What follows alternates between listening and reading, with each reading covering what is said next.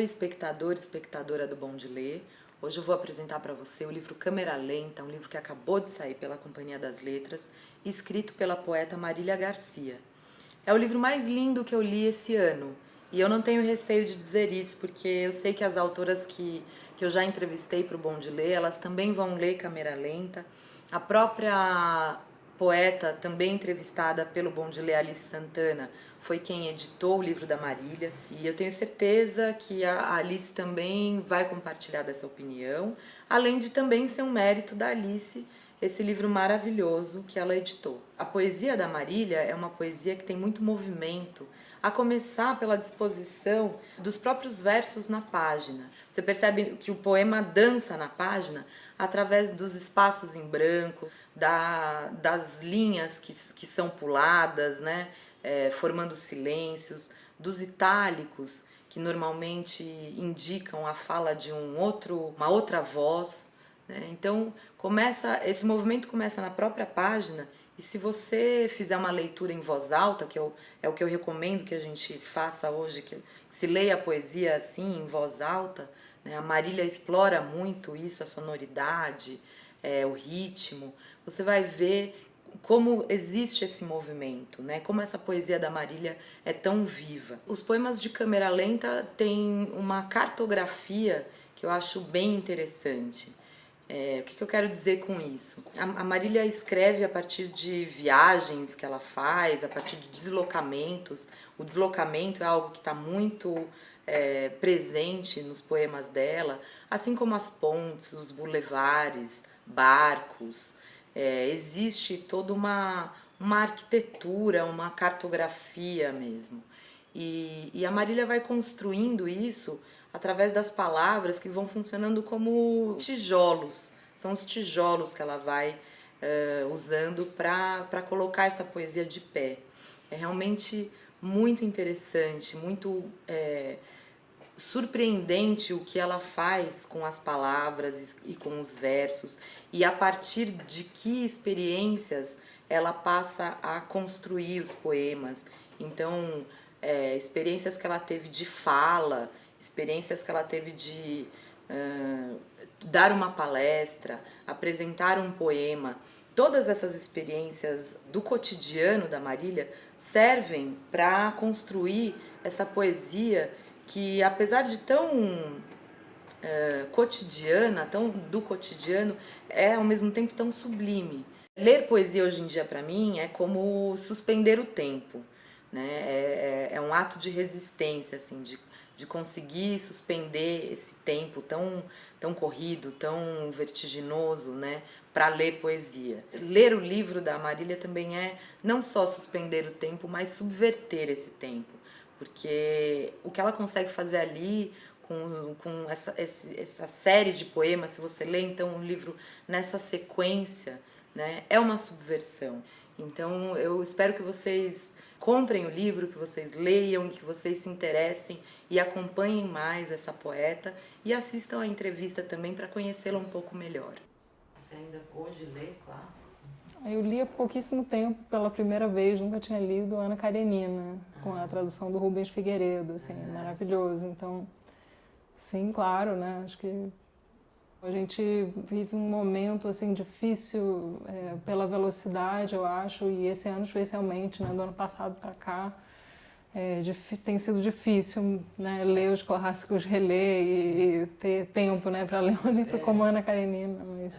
Mas ao mesmo tempo eu acho que ali tem nesses livros principalmente uma espessura de vida, assim, de experiência, de aprendizado, não sei, como pessoa internamente, emocionalmente, que a gente precisa, eu acho, parar e tentar voltar para esses livros e tentar desacelerar um pouco, né? E Marília, como que foi que você se descobriu poeta? Eu estava te contando, né, agora há pouco que eu trabalhei esse período lá na Sete Letras, né, que é uma editora do Rio que desde os anos 90 publica muita poesia contemporânea, assim, autores que publicam o primeiro livro lá, né. Fui trabalhar lá na Sete Letras, comecei a ler e aí um pouco tive vontade de entrar, né, nessa dialogar com as coisas que eu estava lendo e acho que fui bastante tocada assim por essas vozes de agora, assim, né, que estavam escrevendo nesse momento. Eu tive dois autores que eu li bastante, assim, um foi o Haroldo de Campos, porque eu fiz o mestrado sobre ele, foi mais ou menos nesse momento que eu comecei a escrever.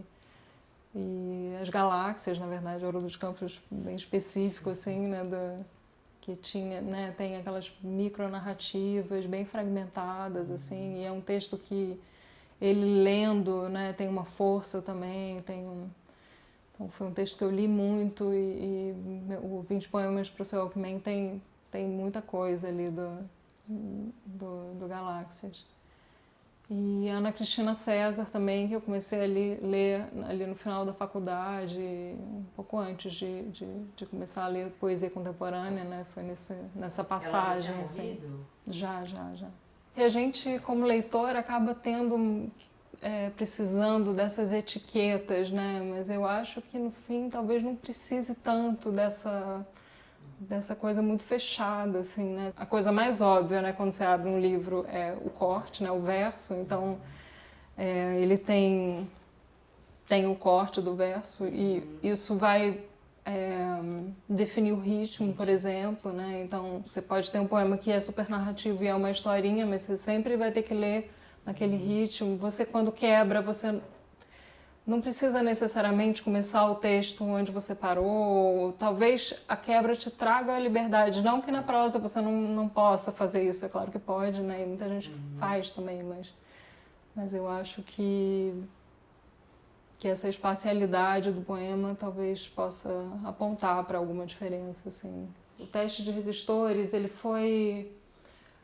começou com o primeiro poema, que é um poema mais longo, né? É o poema mais longo do livro, que foi um depoimento que eu dei num lugar, num evento sobre escrita e que tinha alguma relação com teoria, assim, né? Era escritores que ou dão aula ou pensam o processo e me pediram um depoimento por escrito nesse evento, né? Porque, enfim, se não fosse por escrito, eu chegaria ali, falaria, né? Mas o fato de terem pedido por escrito, assim, criou nessa necessidade de ter alguma coisa lá, porque eles iam fazer um livro, algo assim. E eu percebi como é difícil você chegar para falar sobre o processo, né?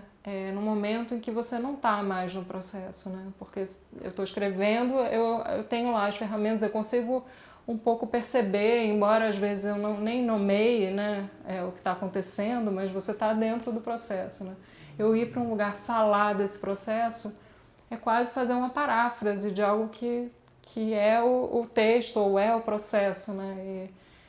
E aí, fazer uma paráfrase do poema, você vai perder, né, os elementos dele, ou, né, o que está em jogo ali.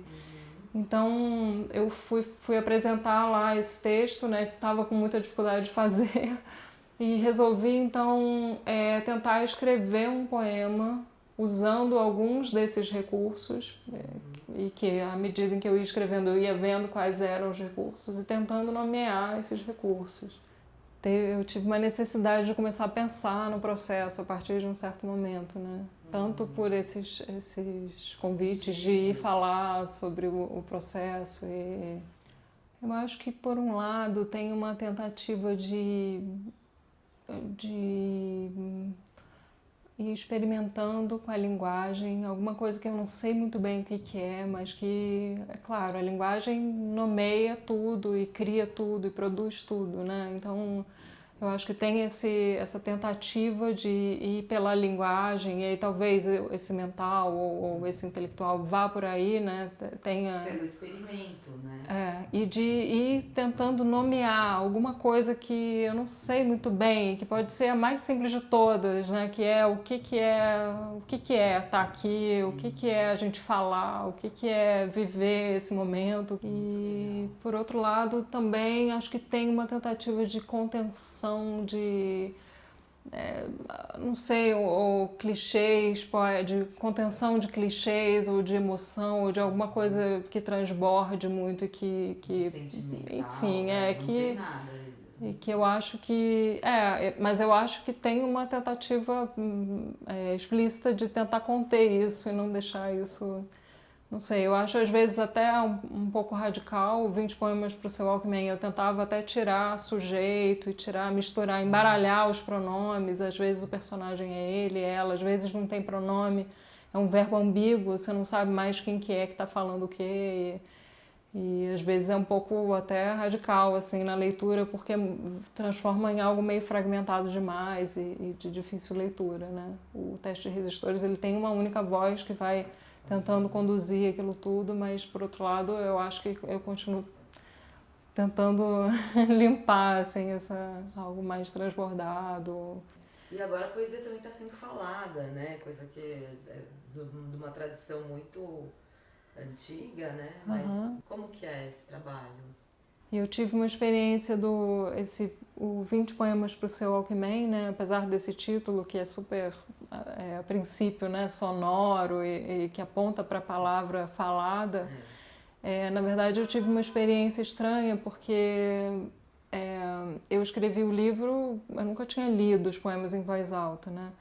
E depois que o livro saiu, eu fui ler, né, e percebi que os poemas não funcionavam falados. Na verdade, ele tem essa ideia do Walkman, mas é para uma escuta silenciosa, né, para uma leitura, assim, em silêncio, né, e não para ser falado, né. Ele tem uma sintaxe estranha, ele não funciona, ele não tem muita repetição e aí, a partir dessas experiências de ver que não funcionava a leitura dele, eu comecei a mudar os poemas para ler, criar repetições, fazer vídeos para leituras, né? E como é que é ter criado uma editora assim nesse país, com essa crise, editoras fechando? Então, é super, enfim, pequena, independente, né? E a gente não... é paralela, assim, a gente não depende dela para viver, né? Assim, dinheiro, né? O que a gente faz é tentar cobrir sempre a gráfica, né? E até agora a gente tem conseguido fazer isso, assim, o resto a gente faz, assim, né, tudo, assim, parte gráfica, diagramação, o site, tudo. Então a gente faz em casa, faz tudo. Porque eu acho que tem também um interesse, assim, o mercado editorial, ele é muito padronizado, ele tem muitas brechas, assim, para coisas desse tipo, tanto que agora tem, né, várias pequenas editoras independentes diferentes fazendo livros com outros formatos, né, outros suportes e até pensar um texto para um outro formato, um outro suporte que você vai inventar, né, e que não seja o suporte ou o livro normal, né, feito, não sei, acho que leva as pessoas é um desafio, assim, você tentar pensar um livro para um outro formato, né, para um outro, não sei, mesmo que seja um formato assim pequenino, né, que você tem que escrever de outra maneira e fazer, não sei, vai escrever um conto, que seja um livro, que caiba aqui, né? É uma coisa totalmente diferente você pensar um livro de contos no formato, né, padrão, que é o que a gente está acostumado. É engraçado, assim, porque eu vejo você, a Paloma, vocês procuram essa coisa do experimental. Da onde vem isso? Eu acho que é um pouco uma tentativa de tentar achar uma forma de dizer alguma coisa, mas que seja naquela... Né? Claro, você descobre com a linguagem, mas aí se você usa várias linguagens, você vai descobrir uma coisa determinada, né? Ou se você escreve de um jeito, ou se você usa... imagem, né, como lá na apresentação, imagem, uma fala, o corpo, eu vou dizer uma coisa diferente, assim, né, do que se eu escrever um poema. Então eu acho que é um pouco ir experimentando para ver, assim, não que vá dar certo também, eu não sei direito onde vou chegar, e é um pouco para ir tentando encontrar alguma coisa que você não sabe muito bem e experimentando, assim.